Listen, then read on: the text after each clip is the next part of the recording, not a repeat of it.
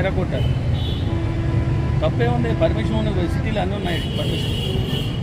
దాంట్లో పెట్టకూడదని రూల్ లేదు కదా, మనమే 4 కోడలలో పెట్టలేదు. ఇది పార్క్లో పెట్టాము, నిబంధనలకే ఇది కూడా అయిపోతుంది. ఎరగొట్టడం నేరం కదా. కూటమి అరాచకాలు నశించాలి, నశించాలి, కూటమి అరాచకాలు నశించాలి, నశించాలి. ఏదైతే ఇవాళ రాజశేఖర రెడ్డి విగ్రహం ధ్వంసం చేశారో ఆ విగ్రహాన్ని ధ్వంసం చేసి కూటమి నేతలు ఎవరు ఉంటారు అందరినీ బేషరతుగా అరెస్ట్ చేయాలి,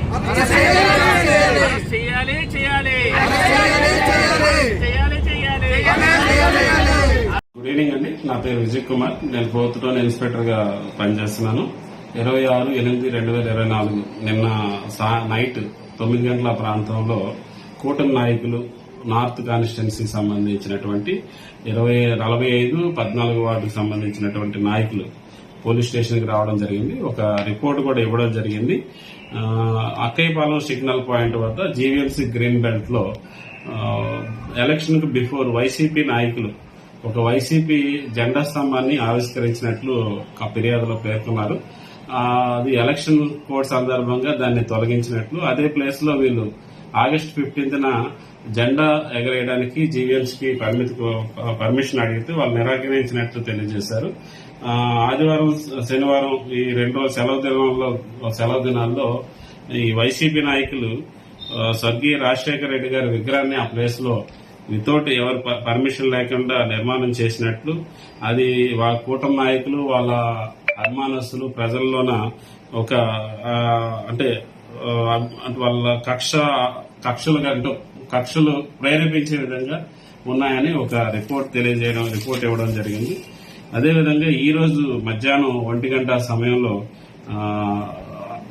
నార్త్ కాన్స్టిట్యున్సీ సంబంధించిన వైసీపీ లీడర్లు 14 and 45 వార్డుకు సంబంధించిన వ్యక్తులు ఇంకా ఇతర నాయకులు కూడా పోలీస్ స్టేషన్ కు వచ్చి ఫిర్యాదు చేయడం జరిగింది. వాళ్ళు ఏదైతే వైఎస్ఆర్ విగ్రహాన్ని అక్కయ్యపాలెం గ్రీన్ బెల్ట్ ఏరియాలో ప్రతిష్ఠించుకున్నారు, దాన్ని టీడీపీ నాయకులు అండ్ కూటమి నాయకులు ధ్వంసం చేసినట్లు, విగ్రహాన్ని ధ్వంసం చేసినట్లు రిపోర్ట్ చేశారు. వాటి మీద చర్యలు తీసుకోమని ఫిర్యాదు చేశారు. వాస్తవంగా జరిగిన విషయం ఏంటంటే అదే విషయాన్ని కూడా సోషల్ మీడియాలో వాళ్ళు వైరల్ చేస్తున్నారు. వాస్తవంగా జరిగింది ఏంటంటే పోలీస్ స్టేషన్ కి ఎలాగైతే రిపోర్ట్ ఇచ్చారో టీడీపీ నాయకులు, అలాగే జీవీఎంసీ అధికారులు కూడా వాళ్ళు ఫిర్యాదు చేయడం జరిగింది. నిన్న మా నైట్ రౌండ్స్ లో రాంపట్ల గారు అండ్ బీపీ వాళ్ళు కూడా ఉండేటప్పుడు జీవీఎంసీ అధికారులు కొంతమంది ఆ పరిసర ప్రాంతాల్లో జేసీబీతో ఉండేటప్పుడు వాళ్ళని ప్రశ్నించితే జీవీఎంసీ అధికారులను తెలియజేశారు. వాళ్ళకి అందిన ఫిర్యాదు మేరకు ఏవైతే అక్రమంగా కట్టడం జరిగిందో వాటిని తొలగిస్తున్నామని తెలియజేశారు.